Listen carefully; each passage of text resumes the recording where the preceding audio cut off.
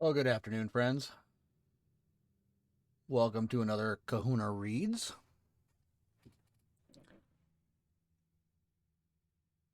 Today is going to be chapters 7 and 8 of Bram Stoker's Dracula.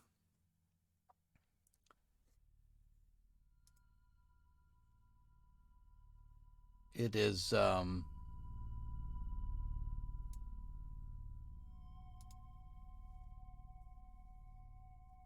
it has been the first six are online. You can find them on YouTube at yt.kahunatheelder.com. That'll take you straight to my YouTube channel. If you like what you're hearing, subscribe, give it a like, and even hit the bell button. It'll let you know when new YouTube ones go live. When I finish here, within the week and before the next one is done live, I go ahead and upload them to YouTube so you guys can listen to them anytime you like. So the first 6 chapters are already up. I do these in 2 chapter increments. So this is the 4th installment. This is chapters 7 and 8 of Bram Stoker's Dracula. I hope you enjoy it. And without further ado, let's get started. Chapter 7. Cutting from the Daily Graph, 8 August. Pasted in Mina Murray's journal. From a correspondent.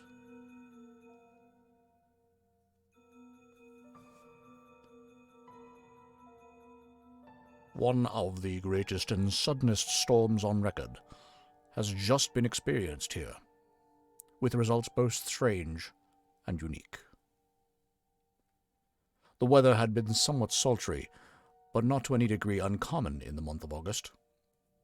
Saturday evening was as fine as was ever known, and the great body of holiday-makers laid out yesterday for visits to Mulgrave Woods, Robin Hood's Bay, Rig Mill, Runswick, Staith's, and the various trips in the neighborhood of Whitby. The steamers Emma and Scarborough made trips up and down the coast, and there was an unusual amount of tripping both to and from Whitby. The day was unusually fine until the afternoon, when some of the gossips who frequent the East Cliff churchyard, and from that commanding eminence watch the wide sweep of sea visible to the north and east, called attention to a sudden show of mares' tails high in the sky to the northwest. The wind was then blowing from the southwest in the mild degree which in barometrical language is ranked number 2, light breeze.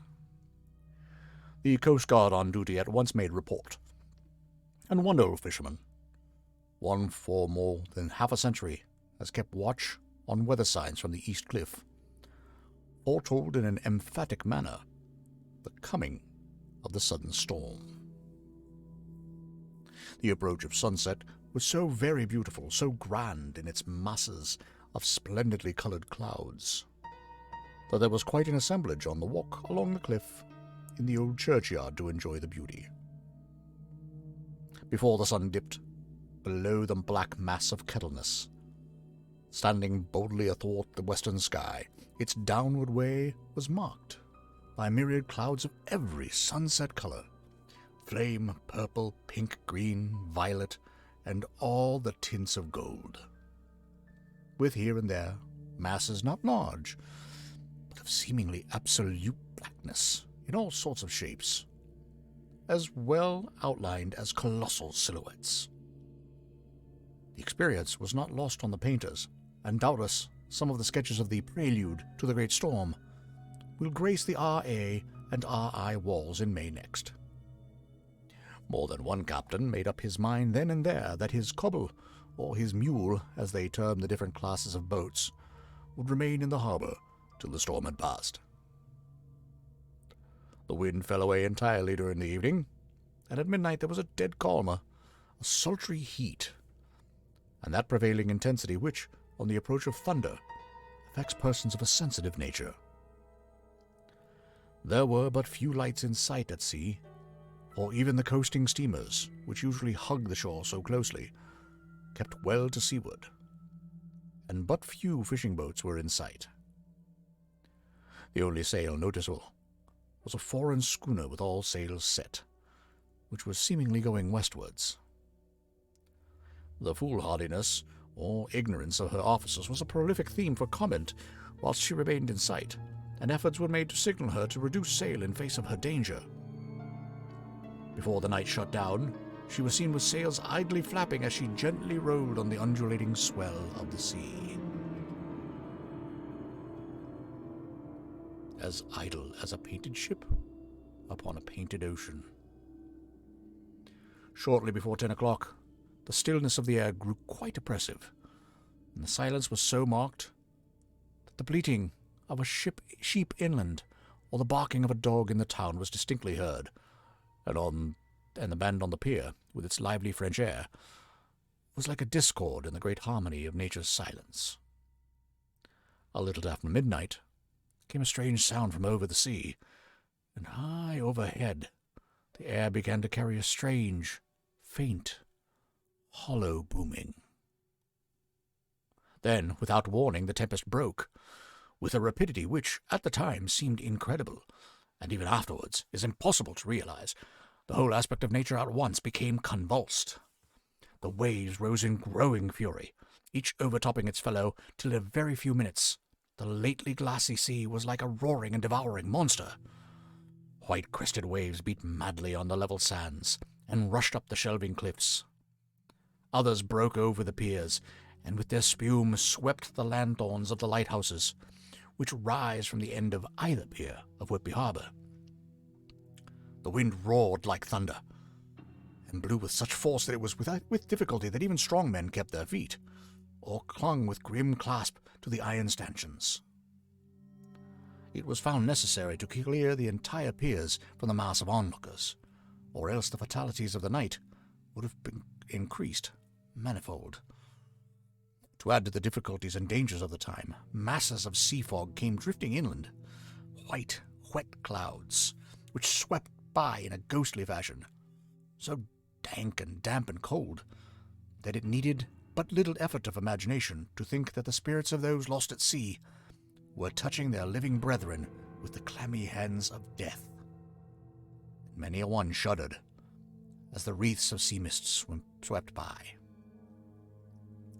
At times the mist cleared, and the sea for some distance could be seen in the glare of the lightning, which now came thick and fast, followed by such sudden peals of thunder that the whole sky overhead seemed trembling under the shock of the footsteps of the storm. Some of the scenes thus revealed were of immeasurable grandeur, absorbing interest. The sea running mountains high threw skywards with each wave mighty masses of white foam, which the tempest seemed to snatch at and whirl away into space. Here and there a fishing boat with a rag of sail running madly for shelter before the blast. Now and again, the white wings of a storm-tossed seabird. On the summit of the east cliff, the new searchlight was ready for experiment, but had not yet been tried. The officers in charge of it got it into working order, and in the pauses of the inrushing mist swept with it the surface of the sea. Once or twice its service was most effective, as when a fishing boat, with gunwale under water, rushed into the harbour, able, by the guidance of the sheltering light, to avoid the danger of dashing against the piers.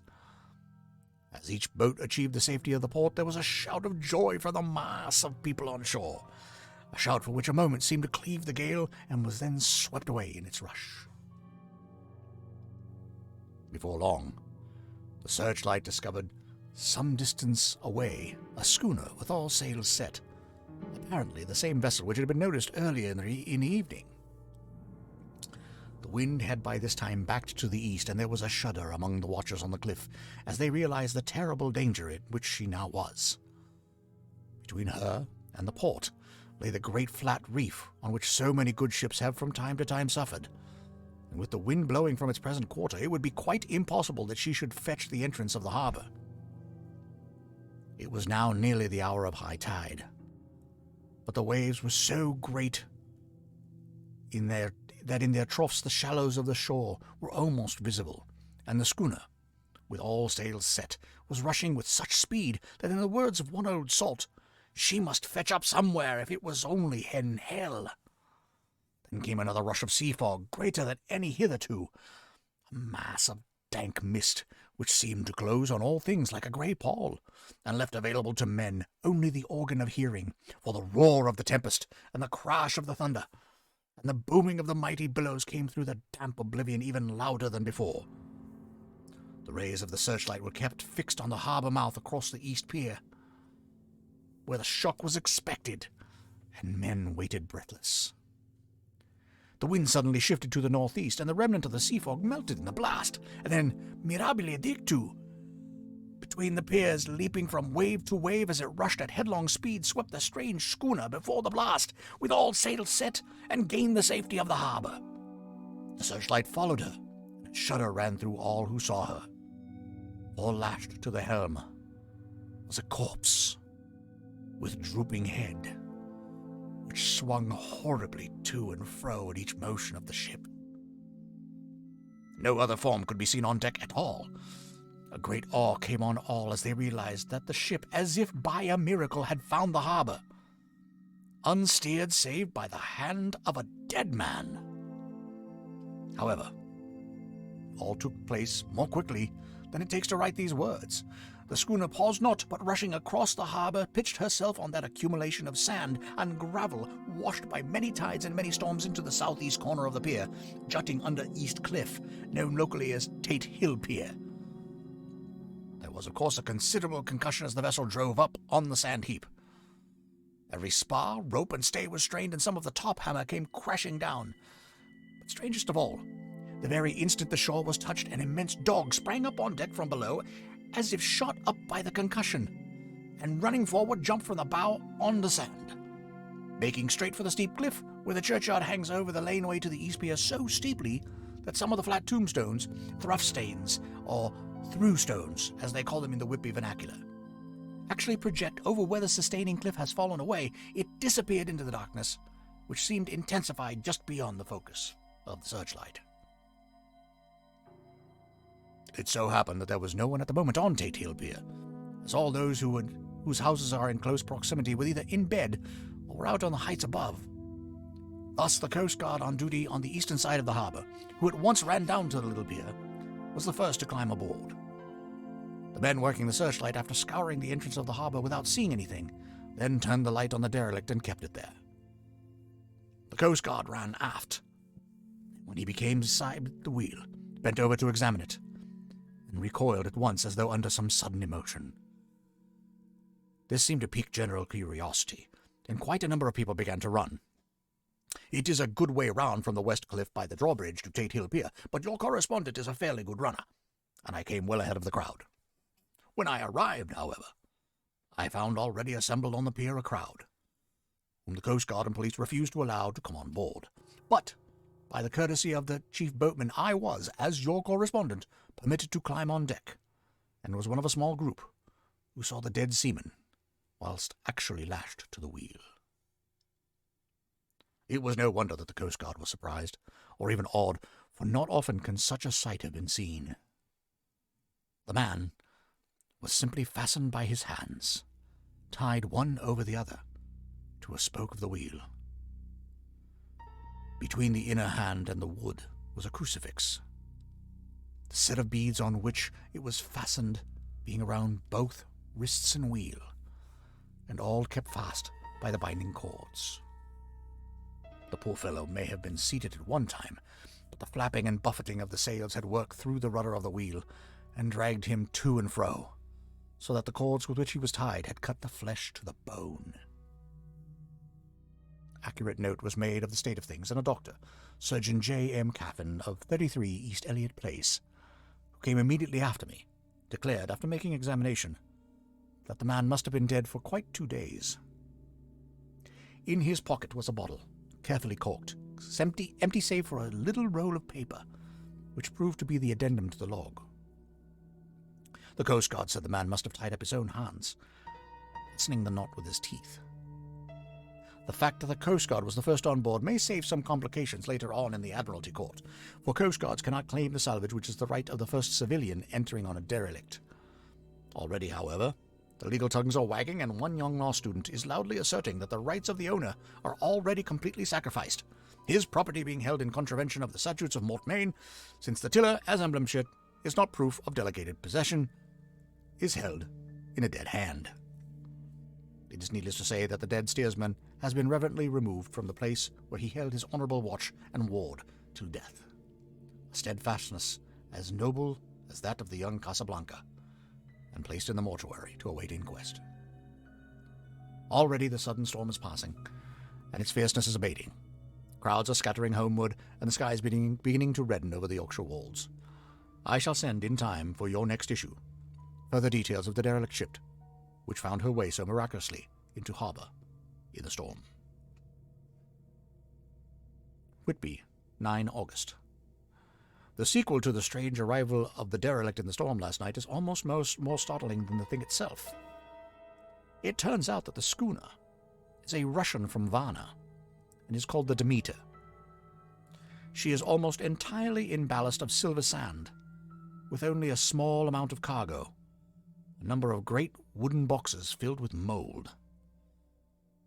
This cargo was consigned to a Whitby solicitor, Mr. S.F. Billington of 7 The Crescent, who this morning went aboard and formally took possession of the goods consigned to him. The Russian consul, too, acting for the charter party, took formal possession of the ship and paid all harbour dues, etc. Nothing is talked about here today except a strange coincidence.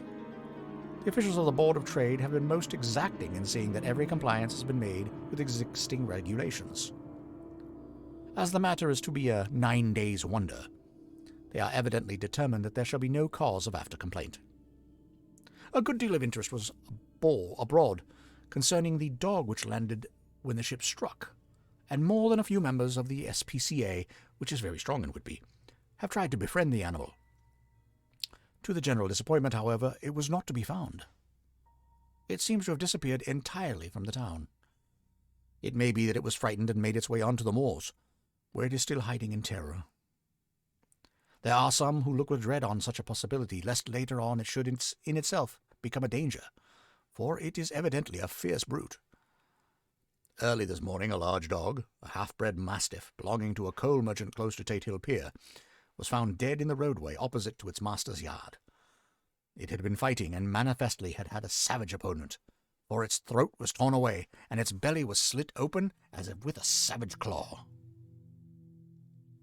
Later, by the kindness of the Board of Trade Inspector, I have been permitted to look over the logbook of the Demeter, which was in order up to within 3 days, but contained nothing of special interest except as to facts of missing men. The great interest, however, is regard to the paper found in the bottle, which was today produced at the inquest, and a more strange narrative than the two between them unfold it has not been my lot to come across. As there is no motive for concealment, I am permitted to use them, and accordingly send you a rescript, simply omitting technical details of seamanship and supercargo. It almost seems as though the captain has been seized with some kind of mania before he got well into blue water, and that this had developed persistently throughout the voyage. Of course, my statement must be taken cum grano, since I am writing from the dictation of a clerk of the Russian consul, who kindly translated for me, time being short. Log of the Demeter.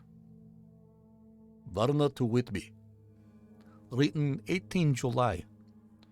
Things so strange happening that I shall keep accurate note henceforth till we land. On 6 July, we finished taking in cargo, silver sand and boxes of earth. At noon set sail. East wind, fresh. Crew 5 hands, 2 mates, cook, and myself the captain. On 11 July at dawn, entered Bosphorus. Boarded by Turkish customs officers. Bakshish, all correct. Underway at 4 p.m. On 12 July through Dardanelles. More customs officers and black flagboat of guarding squadron. Bakshish again.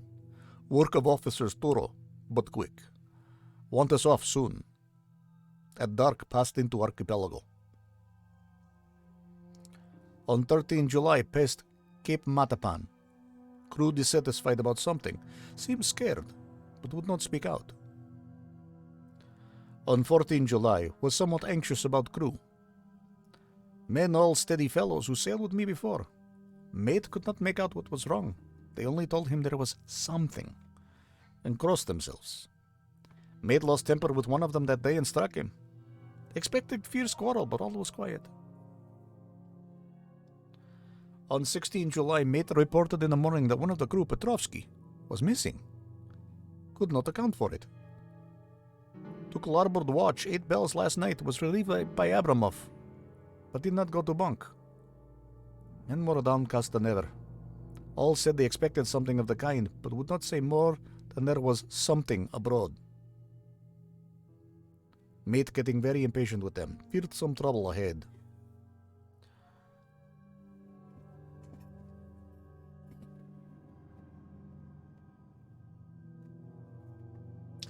On 17 July, yesterday, one of the men, Olgarin, came to my cabin, and in an awestruck way confided to me that he thought there was a strange man aboard the ship. He said that in his watch there had been sheltering behind the deckhouse, as there was a rainstorm. And when he saw a tall, thin man, who was not like any of the crew, come up the companionway and go along the deck forward and disappear, he followed cautiously, but when he got to bows, found no one, and hatchways were all closed. He was in a panic of superstitious fear, and I am afraid the panic may spread. To allay it, I shall today search the entire ship, carefully from stem to stern. Later in the day, I got together the whole crew and told them, as they evidently thought there was someone in the ship, we would search from stem to stern. First mate, angry, said it was folly, and to yield to such foolish ideas would demoralize the men. Said he would engage to keep them out of trouble with a handspike. I let him take the helm, while the rest began thorough search, all keeping abreast with lanterns. We left no corner unsearched. As there were only the big wooden boxes, there were no odd corners where a man could hide. Men much relieved when search over, and went back to work cheerfully. First mate scowled, but said nothing. 22 July. Rough weather last 3 days, and all hands busy with sails. No time to be frightened. Men seem to have forgotten their dread. Made cheerful again, and all on good terms. Praised men for work in bad weather. Past Gibraltar, and out through straits. All well. 24 July. There seems some doom over this ship. Already a hand short and entering on the Bay of Biscay with wild weather ahead. And yet last night, another man lost. Disappeared. Like the first, he came off his watch and was not seen again. Men all in a panic of fear. Sent a round robin asking to have double watch, as they fear to be alone. Mate angry. Fear there will be some trouble, as either he or the men will do some violence. 28 July. 4 days in hell. Knocking about in a sort of maelstrom, and the wind a tempest. No sleep for anyone. Men all worn out. Hardly know how to set a watch since no one fit to go on. Second mate volunteered to steer and watch, and let men snatch a few hours sleep. Wind abating, seas still terrific, but feel them less, as ship is steadier. 29 July. Another tragedy. Had single watch tonight, as crew too tired to double. When morning watch came on deck, could find no one except steersman. Raised outcry and all came on deck. Thorough search, but no one found. And now, without second mate and crew in a panic, mate and I agreed to go armed henceforth and wait for any sign of cause. 30 July. Last night. Rejoiced as we are nearing England. Weather fine, all sails set, retired, worn out. Slept soundly. Awakened by mate telling me that both man of watch and steersman missing. Only self and mate and 2 hands left to work ship. 1 August. 2 days of fog and not a sail sighted. Had hoped when in the English Channel to be able to signal for help or get in somewhere. Not having power to work sails, having to run before wind.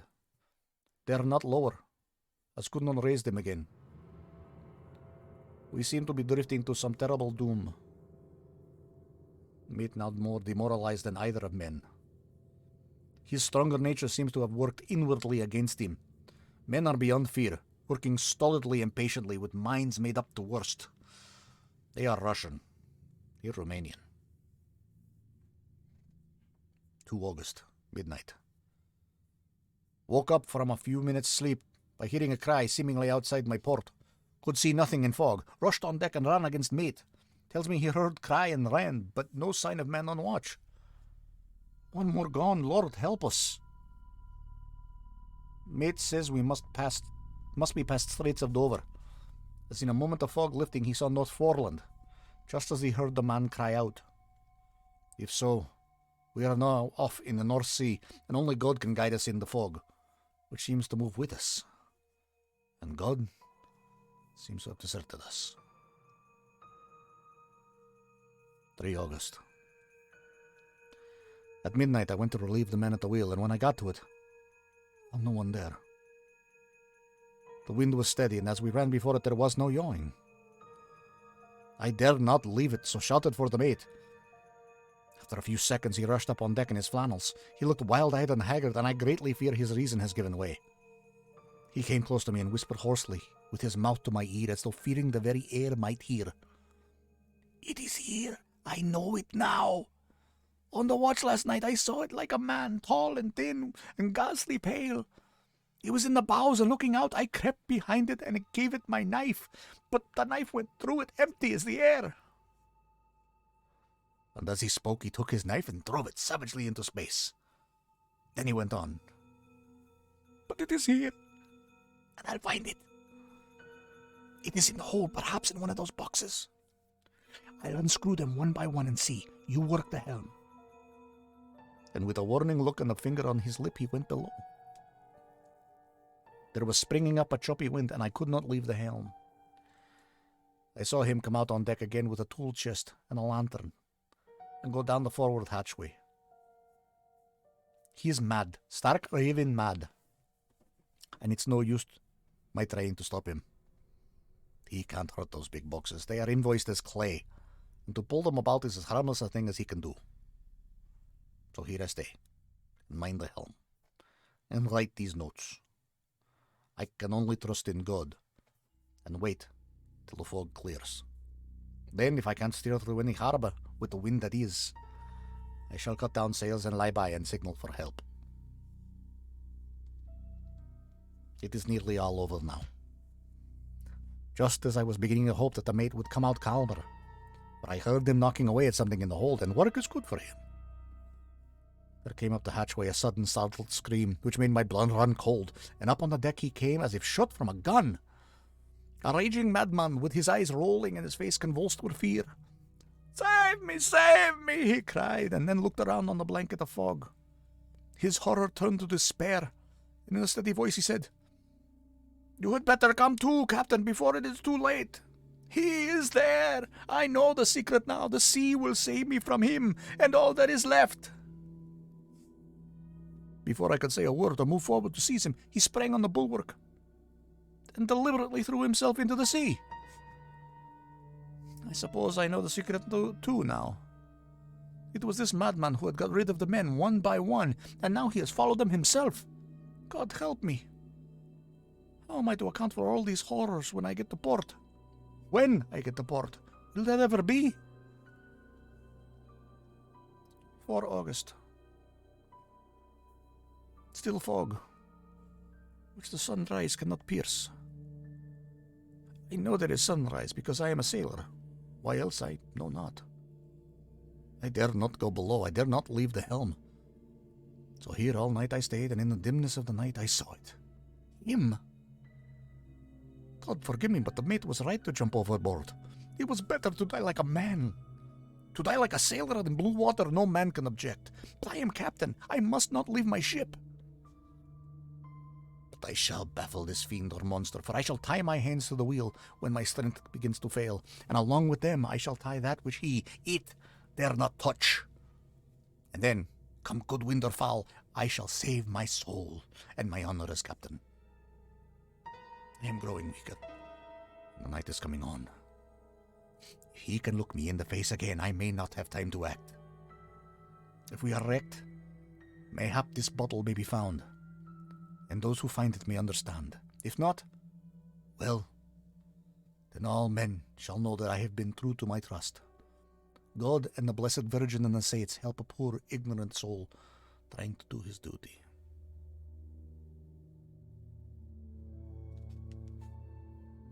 Of course, the verdict was an open one. There is no evidence to adduce, and whether or not the man himself committed the murders, there is now none to say. The folk here hold almost universally that the captain is simply a hero, and that is to be given a public funeral.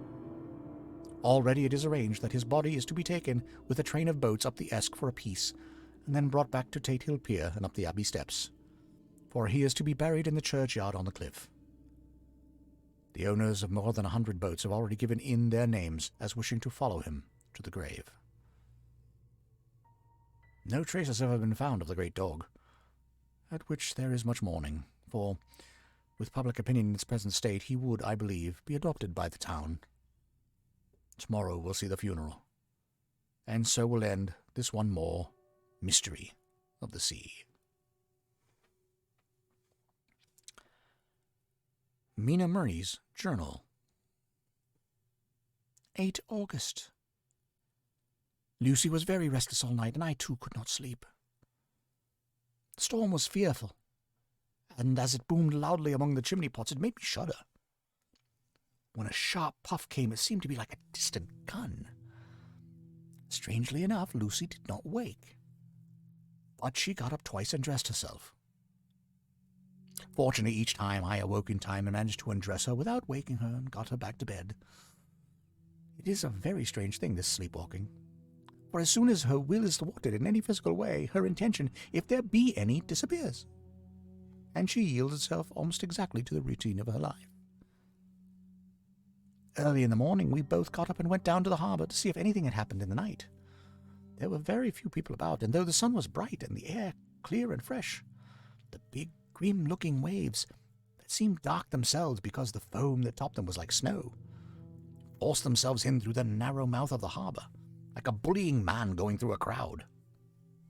Somehow I felt glad that Jonathan was not on the sea last night, but on land. But oh, is he on land or sea? Where is he, and how? I am getting fearfully anxious about him. I only knew what to do, and could do anything. 10 August. The funeral of the poor sea captain today was most touching. Every boat in the harbour seemed to be there, and the coffin was carried by captains all the way from Tate Hill Pier up to the churchyard. Lucy came with me, and we went early to our old seat, whilst the cortege of boats went up the river to the viaduct and came down again. We had a lovely view, and we saw the procession nearly all the way. The poor fellow was laid to rest quite near our seat, so that we stood on it when the time came and saw everything. Poor Lucy seemed much upset. She was restless and uneasy all the time, and I cannot but think that her dreaming at night is telling on her. She is quite odd in one thing. She will not admit to me that there is any cause for restlessness, or if there be, she does not understand it herself. There is an additional cause in that poor old Mr. Swales was found dead this morning on our seat, his neck being broken. He had evidently, as the doctor said, fallen back in the seat in some sort of fright, for there was a look of fear and horror on his face that the men said made them shudder. Oh, poor dear old man. Perhaps he had seen death with his dying eyes. Lucy is so sweet and sensitive that she feels influences more acutely than other people do. Just now she was upset by a little thing which I did not much heed, though I am myself very fond of animals. One of the men who came up here often to look for the boats was followed by his dog. The dog is always with him. They are both quiet persons, and I never saw the man angry, nor heard the dog bark. During the service, the dog would not come to its master, who was on the seat with us, but kept a few yards off, barking and howling. Its master spoke to it gently, and then harshly, and then angrily, but it would neither come nor cease to make a noise. It was in a sort of fury, with its eyes savage, and all its hairs bristling out like a cat's tail when puss is on the warpath. Finally, the man, too, got angry and jumped down and kicked the dog, and then took it by the scruff of the neck and half dragged it and half threw it on the tombstone on which the seat is fixed. The moment it touched the stone, the poor thing became quiet and fell all into a tremble. It did not try to get away, but crouched down, quivering and cowering, and was in such a pitiable state of terror that I tried, though without effect, to comfort it. Lucy was full of pity too, but she did not attempt to touch the dog, but looked at it in an agonized sort of way. I greatly fear that she is of too supersensitive a nature to go through the whole world without trouble. She will be dreaming of this tonight, I am sure. The whole agglomeration of things, the ship steered into the port by a dead man, his attitudes tied to the wheel with a crucifix and beads, the touching funeral, the dog now furious and now in terror, will all afford material for her dreams. I think it will be best for her to go to bed tired out physically, so I shall take her for a long walk by the cliffs to Robin's Bay and back. She ought not to have much inclination for sleepwalking then. Chapter 8. Mina Murray's Journal. Same day, 11 o'clock p.m. Oh, but I am tired. If it were not that I had made my diary a duty, I should not open it tonight. We had a lovely walk. Lucy, after a while, was in gay spirits, owing, I think, to some dear cows who came nosing towards us in a field close to the lighthouse, and frightened the wits out of us. I believe we forgot everything, except, of course, personal fear. It seemed to wipe the slate clean and give us a fresh start. We had a capital severe tea at Robin's Bay in a sweet little old-fashioned inn with a bow window right over the seaweed-covered rocks of the Strand. I believe we should have shocked the new woman with our appetites. Men are more tolerant, bless them. Then we walked home with some, or rather many, stoppages to rest, with our hearts full of a constant dread of wild bulls. Lucy was really tired, and we intended to creep off to bed as soon as we could. The young curate came in, however, and Mrs. Westenra asked him to stay for supper. Lucy and I had both a fight for it with the dusty miller. I know it was a hard fight on my part, and I am quite heroic. I think that someday the bishops must get together and see about breeding up a new class of curates who don't take supper no matter how they may be pressed to, and who will know when girls are tired. Lucy is asleep and breathing softly. She has more color in her cheeks than usual and looks oh so sweet. If Mr. Holmwood fell in love with her seeing her only in the drawing room, I wonder what he would say if he saw her now. Some of the new women writers will someday start an idea that men and women should be allowed to see each other asleep before proposing or accepting. But I suppose the new woman won't condescend in future to accept. She will do the proposing herself. And a nice job she will make of it, too. There's some consolation in that. I am so happy tonight, because dear Lucy seems better. I really believe she has turned the corner, and that we are over her troubles with dreaming. I should be quite happy. If I only knew if Jonathan... God bless and keep him. 11 August, 3 a.m. Diary again. No sleep now, so I may as well write. I'm too agitated to sleep. We have had such an adventure, such an agonizing experience. I fell asleep as soon as I closed my diary. Suddenly I became broad awake and sat up with a horrible sense of fear upon me, some feeling of emptiness around me. The room was dark, so I could not see Lucy's bed. I stole across and felt for her. It was empty. I lit a match and found that she was not in the room. The door was shut, but not locked as I had left it. I feared to wake her mother, who has been more than usually ill lately, so I threw on some clothes and got ready to look for her. As I was leaving the room, it struck me that the clothes she wore might give me some clue to her dreaming intention. Dressing gown would mean house, dress outside. Dressing gown and dress were both in their places. Thank God, I said to myself. She cannot be far. She's only in her nightdress. I ran downstairs, looked in the sitting room. Not there. Then I looked in all the other open rooms of the house, with an ever-growing fear chilling my heart. Finally, I came to the hall door and found it open. It was not wide open, but the catch of the lock had not caught. The people of the house are careful to lock the door every night, so I feared that Lucy must have gone out as she was. There was no time to think of what might happen. Vague, overmastering fear obscured all details. I took a big, heavy shawl and ran out. The clock was striking 1 as I was in the crescent. There was not a soul in sight. I ran along the north terrace, but could see no sign of the white figure which I expected. At the edge of the west cliff above the pier, I looked across the harbour to the east cliff, in hope or fear, I don't know which, of seeing Lucy in our favourite seat. There was a bright full moon with heavy black driving clouds, which threw the whole scene into a fleeting diorama of light and shade as they sailed across. For a moment or two I could see nothing. The shadow of a cloud obscured St. Mary's Church and all around it.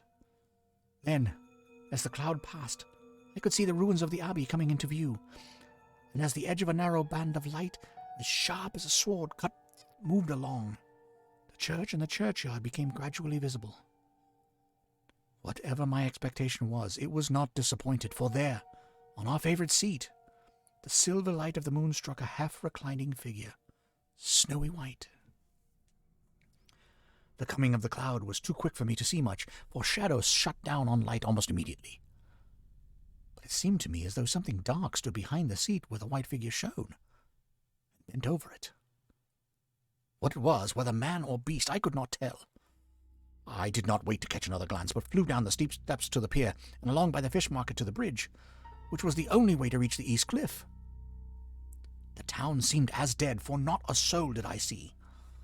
I rejoiced that it was so, for I wanted no witness of poor Lucy's condition. The time and distance seemed endless, and my knees trembled and my breath became laboured as I toiled up the endless steps to the abbey. I must have gone fast, and yet it seemed to me as if my feet were weighted with lead, and as though every joint in my body were rusty. When I got almost to the top, I could see the seat and the white figure, for I was now close enough to distinguish it even through the spells of shadow. There was undoubtedly something long and black, bending over the half-reclining white figure. I called in fright, "Lucy! Lucy!" and something raised a head. And from where I was, I could see a white face and red, gleaming eyes. Lucy did not answer. I ran on to the entrance of the churchyard.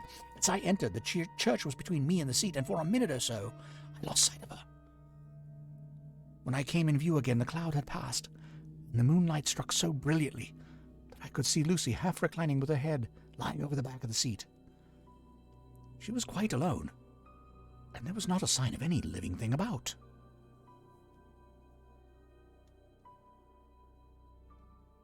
When I bent over her, I could see that she was still asleep. Her lips were parted. She was breathing, not softly as usual with her, but in long, heavy gasps, as though striving to get her lungs full at every breath. As I came close, she put up her hand in her sleep and pulled the collar of a nightdress close around her throat. While she did so, there came a little shudder through her, as though she felt the cold. I flung the warm shawl over her, and drew the edges tight around her neck, for I dreaded lest she get some deadly chill from the night air, unclad as she was. I feared to wake her all at once, so, in order to have my hands free that I might help her, I fastened the shawl at her throat with a big safety pin. But I must have been clumsy in my anxiety and pinched or pricked her with it, for by and by, when her breathing became quieter, she put her hand to her throat again and moaned. When I had her carefully wrapped up and put my shoes on her feet, and then began very gently to wake her. At first she did not respond, but gradually she became more and more uneasy in her sleep, moaning and sighing occasionally. At last, as time was passing fast, and for many other reasons, I wished to get her home at once. I shook her more forcibly, till finally she opened her eyes and awoke. She did not seem surprised to see me, as, of course, she did not realize all at once where she was. Lucy always wakes prettily, and even at such a time when her body must have been chilled with cold, and her mind somewhat appalled at waking unclad in a churchyard at night, she did not lose her grace. She trembled a little, and clung to me, and when I told her to come at once with me home, she rose without a word, with the obedience of a child. As we passed along, the gravel hurt my feet, and Lucy noticed me wince. She stopped and wanted to insist upon taking my shoes, but I would not. However, when we got to the pathway outside the churchyard, where there was a puddle of water remaining from the storm, I daubed my feet with mud, using each foot in turn on the other, so as we went home, no one, in case we should meet anyone, should notice my bare feet. Fortune favored us, and we got home without meeting a soul. Once we saw a man who seemed not quite sober, passing along a street in front of us, but we hid in a door till he had disappeared up an opening such as there are here, steep little closes, or wynds, as they call them in Scotland. My heart beat so loud all the time that sometimes I thought I should faint. I was filled with anxiety about Lucy, not only for her health, lest she should suffer from the exposure, but for her reputation in case the story should get wind. When we got in and had washed our feet and had said a prayer of thankfulness together, I tucked her into bed. Before falling asleep, she asked, even implored, me not to say a word to anyone, even her mother, about her sleepwalking adventure. I hesitated at first to promise, but on thinking of the state of her mother's health and how the knowledge of such a thing would fret her, and thinking, too, of how such a story might become distorted, nay, infallibly would, in case it should leak out, I thought it wiser to do so. I hope I did right. I have locked the door, and the key is tied to my wrist, so perhaps I shall not be again disturbed. Lucy is sleeping soundly. The reflex of the dawn is high, and far over the sea. Same day, noon. All goes well. Lucy slept till I woke her, and seemed not to have even changed her side. The adventure of the night does not seem to have harmed her. On the contrary, it has benefited her, for she looks better this morning than she has done for weeks. I was sorry to notice that my clumsiness with the safety pin hurt her. Indeed, it might have been serious, for the skin of her throat was pierced. I must have pinched up a piece of loose skin and had transfixed it, for there are two little red points like pinpricks on the band of her nightdress was a drop of blood. When I apologized and was concerned about it, she laughed and petted me and said she did not even feel it. Fortunately, it cannot leave a scar, as it is so tiny. Same day, night. We passed a happy day. The air was clear and the sun bright, and there was a cool breeze. We took our lunch to Mulgrave Woods, Mrs. Westenra driving by the road, and Lucy and I walking by the cliff path and joining her at the gate. I felt a little sad myself, for I could not but feel how absolutely happy it would have been had Jonathan been there with me. But there, I must only be patient. In the evening, we strolled in the casino terrace and heard some good music by Spohr and Mackenzie, and went to bed early. Lucy seems more restful than she has been for some time, and fell asleep at once. I shall lock the door and secure the key the same as before, although I do not expect any trouble tonight. 12 August. My expectations were wrong, for twice during the night I was wakened by Lucy trying to get out. She seemed, even in her sleep, to be a little impatient at finding the door shut, and went back to bed under a sort of protest. I woke with the dawn and heard the birds chirping outside of the window. Lucy woke too, and I was glad to see it was even better than on the previous morning. All her old gaiety of manner seemed to have come back, and she came and snuggled in beside me and told me all about Arthur. I told her how anxious I was about Jonathan, and she tried to comfort me. Well, she succeeded somewhat, though sympathy can't alter facts, and it can help to make them more bearable.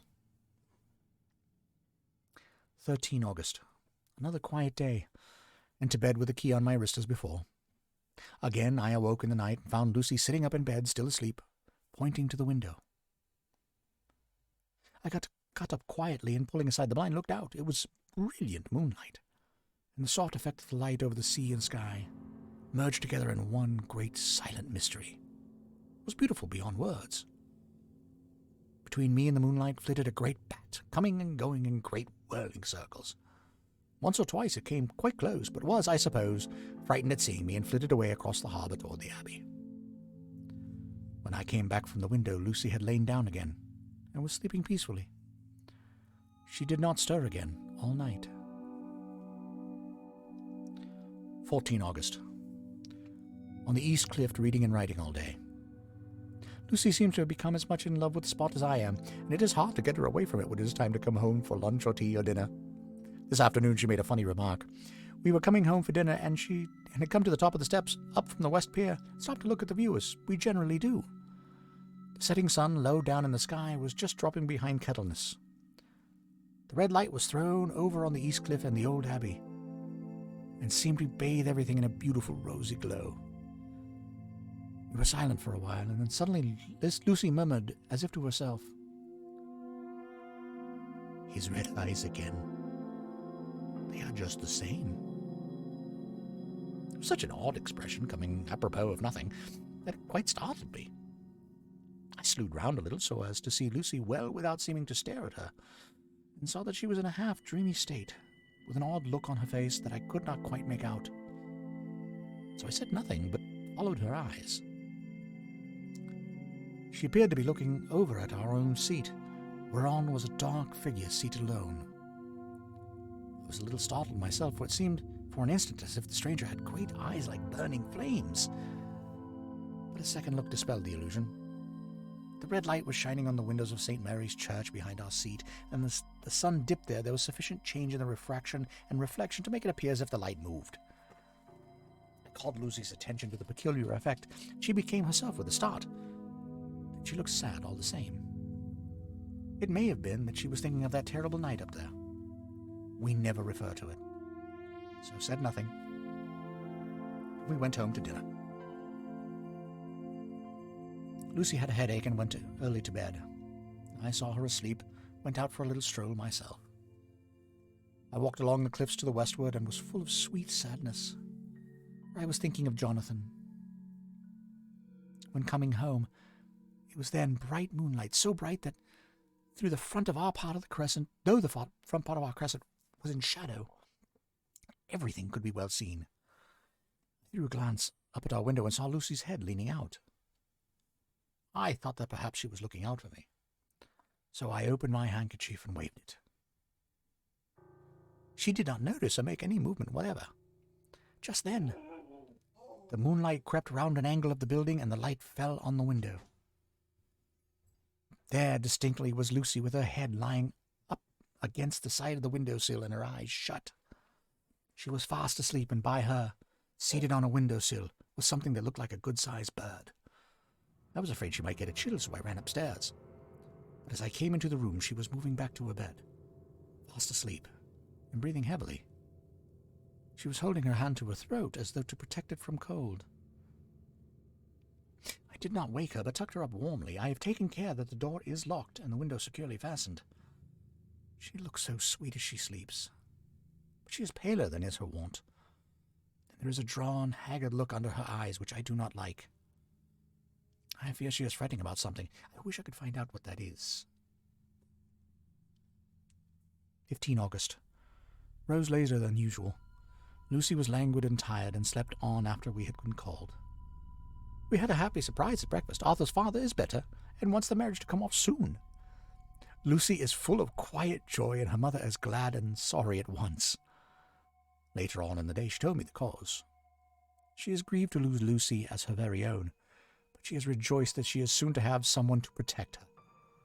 Poor dear sweet lady. She confided to me that she's got her death warrant. She has not told Lucy. It made me promise secrecy. Her doctor told her that within a few months, at most, she must die, while her heart is weakening. At any time, even now, a sudden shock would be almost sure to kill her. We were wise to keep her from the affair of the dreadful night of Lucy's sleepwalking. 17 August. No diary for 2 whole days. I have not had the heart to write. Some sort of shadowy pall seems to be coming over our happiness. No news from Jonathan. And Lucy seems to be growing weaker, whilst her mother's hours are numbering to a close. I do not understand Lucy's fading away as she is doing. She eats well and sleeps well and enjoys the fresh air. But all the time the roses in her cheeks are fading. She gets weaker and more languid by the day. At night I hear her gasping as if for air. I keep the key of our door, always fastened to my wrist at night, but she gets up and walks about the room and sits at the open window. Last night I found her leaning out when I woke up, and when I tried to wake her, I could not. She was in a faint. When I managed to restore her, she was weak as water, and cried silently between long, painful struggles for breath. When I asked her how she came to be at the window, she shook her head and turned away. I trust her feeling ill may not be from that unlucky prick of the safety pin. I look at her throat just now, and as she lay asleep, and the tiny wounds seem not to have healed. They are still open, and if anything, larger than before. The edges of them are faintly white. They are like little white dots with red centers. Unless they heal within a day or two, I shall insist on the doctor seeing about them. Letter, Samuel F. Billington and Son, Solicitors, Whitby, to Messrs. Carter, Patterson and Company, London. Dear Sirs, herewith please receive invoice of goods sent by Great Northern Railway.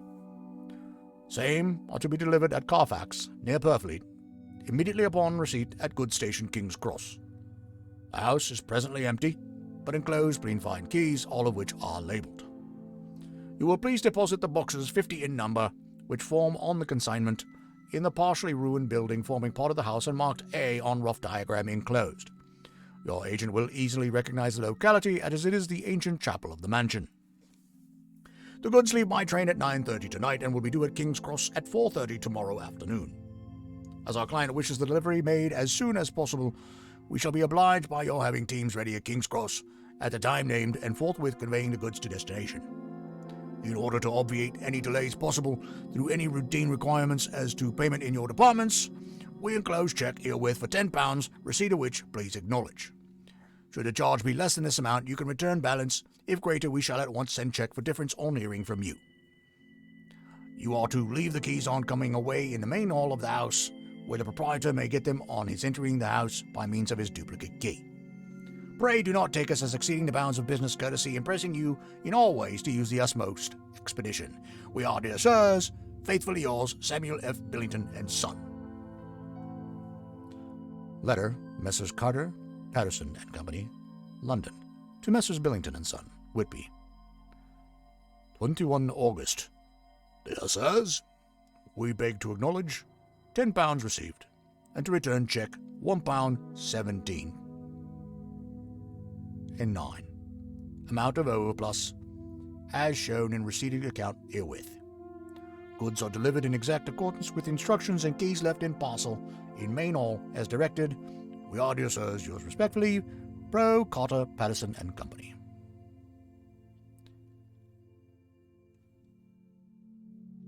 Mina Murray's Journal. 18 August. I am happy today and right sitting on the seat in the churchyard. Lucy is ever so much better. Last night she slept well all night and did not disturb me once. The roses seem coming back already to her cheeks, and though she is still sadly pale and wan-looking, if she were in any way anemic, I could understand it, but she is not. She is in gay spirits and full of life and cheerfulness. All the morbid reticence seems to have passed from her. She has just reminded me, as if I needed any reminding, of that night, and that it was here, on this very seat, I found her asleep. As she told me, she tapped playfully with the heel of her boot on the stone slab and said, "My poor little feet didn't make much noise then. I dare say poor old Mr. Swales would have told me that it was because I didn't want to wake up Geordie." As she was in such a communicative humor, I asked her if she had dreamed it all that night. Before she answered, that sweet puckered look came into her forehead, which Arthur, I call him Arthur from her habit, says he loves, and indeed I don't wonder that he does. Then she went on in a half-dreaming kind of way, as if trying to recall it to herself. I didn't quite dream, but it all seemed to be real. I only wanted to be here in this spot. I don't know why. I was afraid of something. I don't know what. I remember, though, I suppose I was asleep, passing through the streets and over the bridge. A fish leapt as I went by, and I leaned over to look at it, and I heard a lot of dogs howling. The whole town seemed as if it must be full of dogs all howling at once, as I went up the steps. I had a vague memory of something long and dark with red eyes, just as we saw in the sunset, and something very sweet and very bitter all around me at once. And then I seemed sinking into deep green water, and there was a singing in my ears, as I have heard there is to drowning men. And then everything seemed passing away from me. My soul seemed to go out from my body and float about the air. I seem to remember that once the West Lighthouse was right under me. And then there was a sort of agonizing feeling, as if I were in an earthquake. And I came back and found you shaking my body. I saw it, you do it before I felt you. Then she began to laugh. It seemed a little uncanny to me, and I listened to her breathlessly. I did not quite like it, and I thought it better not to keep her mind on the subject, so we drifted on to other subjects. And Lucy was like her old self again. When we got home, the fresh breeze had braced her up, and her pale cheeks were really more rosy. Her mother rejoiced when she saw her, and we all spent a very happy evening together. 19 August. Joy, joy, joy, although not all joy. At last news of Jonathan. The dear fellow has been ill. That is why he did not write. I am not afraid to think it or say it now that I know. Mr. Hawkins sent me on the letter, and wrote himself oh so kindly. I am to leave in the morning and go over to Jonathan, and to help nurse him if necessary, and to bring him home. Mr. Hawkins says it would not be a bad thing if we were to be married out there. I have cried over the good sister's letter till I can feel it wet against my bosom where it lies. It is of Jonathan, and must be next to my heart, for he is in my heart. My journey is all mapped out, my luggage ready. I am taking one change of dress. Lucy will bring my trunk to London and keep it till I send for it may be that I must write no more. I must keep it to say to Jonathan, my husband. The letter that he has seen and touched must comfort me till we meet. Letter, Sister Agatha, Hospital of St. Joseph and St. Mary, Budapest, to Miss Wilhelmina Murray. 12 August. Dear Madam, I write by desire of Mr. Jonathan Harker, who is himself not strong enough to write, though progressing well, thanks to God and St. Joseph and St. Mary. He has been under our care for nearly 6 weeks, suffering from a violent brain fever. He wishes me to convey his love and to say that by this post I write for him to Mr. Peter Hawkins, Exeter, to say with his dutiful respects that he is sorry for his delay and that all of his work is completed. He will require some few weeks' rest in our sanatorium in the hills, but will then return. He wishes me to say that he has not sufficient money with him, and he would like to pay for his staying here so that others who need shall not be wanting for help. Believe me, yours with sympathy and all blessings, Sister Agatha. P.S. My patient being asleep, I open this to let you know something more.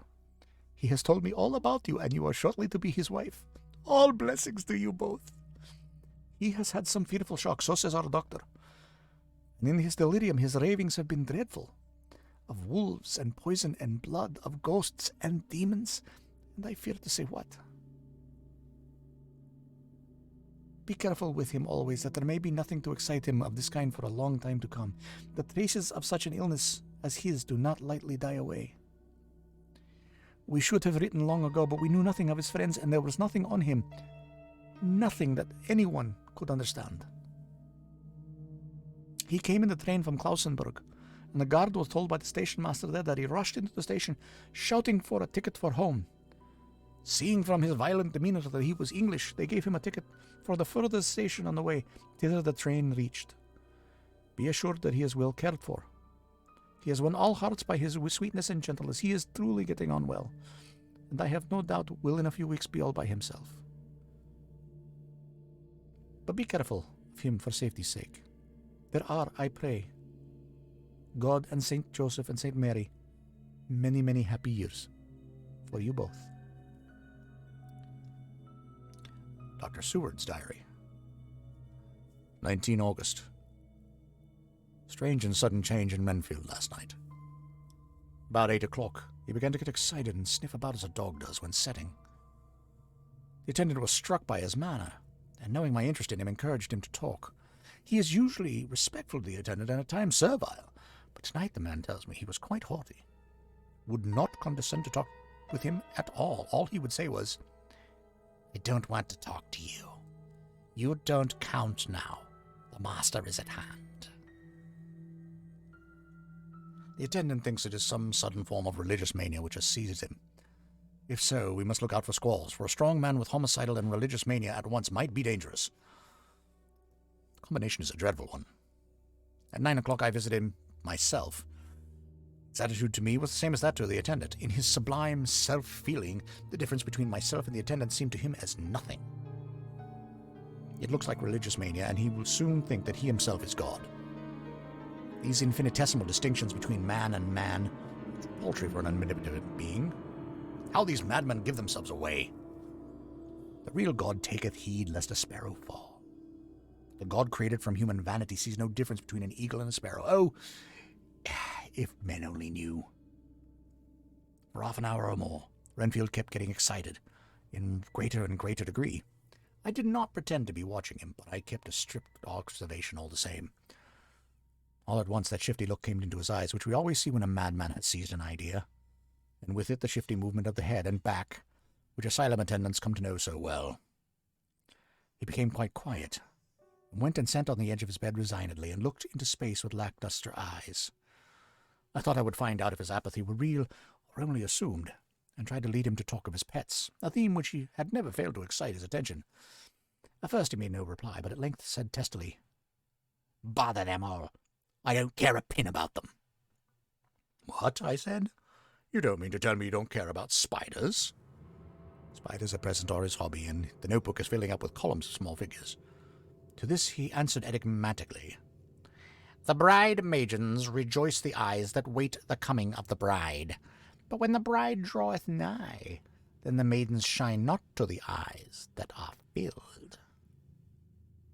He would not explain himself, but remained obstinately seated on his bed all the time I remained with him. I am weary tonight, and low in spirits. I cannot but think of Lucy, and how different things might have been. If I don't sleep at once, chloral, the modern Morpheus, C2HCl3O, H2O, I must be careful not to let it grow into a habit. No, I shall take none tonight. I have thought of Lucy, and I shall not dishonor her by mixing the two. If need be, tonight shall be sleepless. Later. Glad I made the resolution, gladder that I kept to it. I had lain tossing about, and heard the clock strike only twice when the night watchman came to me. He sent up from the ward to say that Renfield had escaped. I threw on my clothes and ran down at once. My patient is too dangerous a person to be roaming about. Those ideas of his might work out dangerously with strangers. The attendant was waiting for me. He said he had seen him not 10 minutes before, seemingly asleep in his bed when he had looked through the observation trap in the door. His attention was called by the sound of the window being wrenched out. He ran back and saw his feet disappear through the window and had at once sent for me. He was only in his night gear and cannot be far off. The attendant thought it would be more useful to watch where he should go than to follow him, as he might lose sight of him whilst getting out of the building by the door. He is a bulky man, and couldn't get through the window. I am thin, so with his aid I got out, but feet foremost, as we were only a few feet above the ground, landed unhurt. The attendant told me the patient had gone to the left and taken a straight line, so I ran as quickly as I could. As I got through the belt of trees, I saw a white figure scale the high wall which separates our grounds from those of the deserted house. I ran back at once, told the watchman to get 3 or 4 men immediately and follow me into the grounds of Carfax, in case our friend might be dangerous. I got a ladder myself, and crossing the wall, dropped down on the other side. I could see Renfield's figure just disappearing behind the angle of the house, so I ran after him. On the far side of the house, I found him pressed so close against the old iron-bound oak door of the chapel. He was talking, apparently to someone, but I was afraid to go near enough to hear what he was saying, lest I might frighten him and he should run off. Chasing an errant swarm of bees is nothing to following a naked lunatic when the fit of escaping is upon him. After a few minutes, however, I could see that he did not take note of anything around him, so I ventured to draw nearer to him. The more so as my men had now crossed the wall and were closing him in. I heard him say, "I am here to do your bidding, master. I am your slave, and you will reward me, for I shall be faithful. I have worshipped you long and afar off. Now that you are near, I await your commands, and you will not pass me by, will you, dear master, in your distribution of good things?" He is a selfish old beggar anyhow. He thinks of the loaves and fishes even when he believes he is in a real presence. His manias make a startling combination. When we closed in on him, he fought like a tiger. He is immensely strong, for he was more like a wild beast than a man. I never saw a lunatic in such a paroxysm of rage before, and I hope I shall not again. It is a mercy that we have found out his strength and his danger in good time. With strength and determination like this, he might have done wild work before he was caged. He is safe now, at any rate. Jack Shepherd himself couldn't get free from the straight waistcoat that keeps him restrained, and he's chained to the wall in the padded room. His cries are at times awful, but the silences that follow are more deadly still, for he means murder in every turn and movement. Just now he spoke coherent words for the first time. "I shall be patient, master. It is coming. Coming. So I took the hint and I came too. I was too excited to sleep, but this diary has quieted me. I feel I shall get some sleep tonight.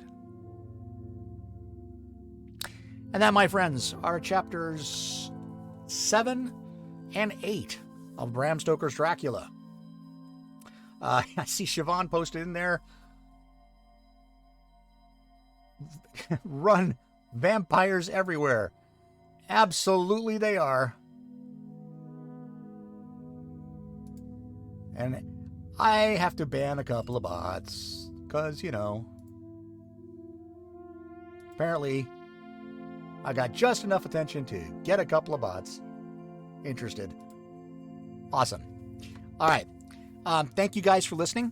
This will be on YouTube. Again, if you want to see the rest of the episodes or want to follow these episodes as they go online on YouTube, you can go to YT for YouTube, yt.kahunatheelder.com. That'll take you straight to my channel.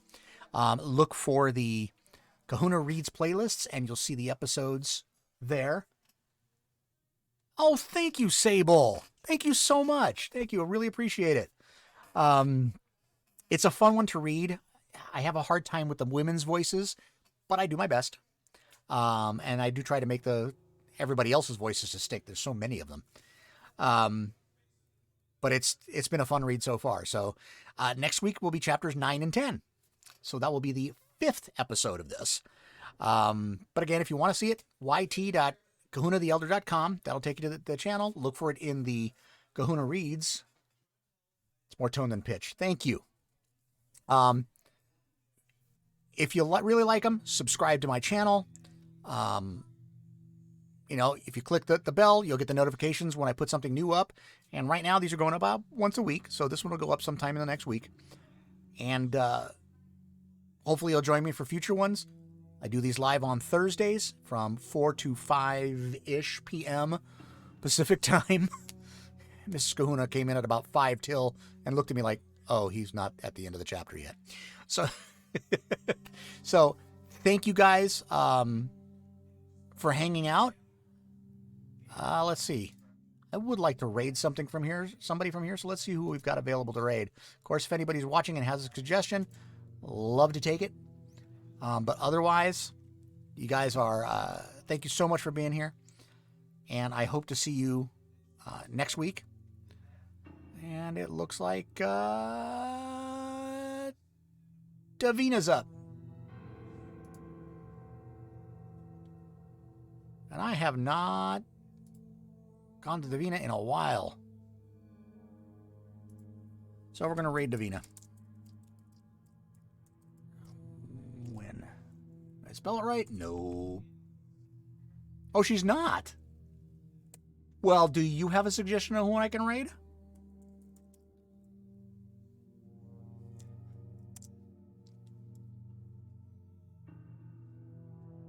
I don't see anybody else. I guess Roll Society, but I don't know if Aegon's up. That's the problem with not having my Twitch app up. Let's see who's here. Oh, Eli's up. Eli gets it. All right. Thank you again. Thank you for the kind words, Sable. Hope to see you guys next week. Off you go to Eli's channel. Have a great evening. And for those who show up in the mornings, I'll see you in the morning. Have a great night. Bye-bye.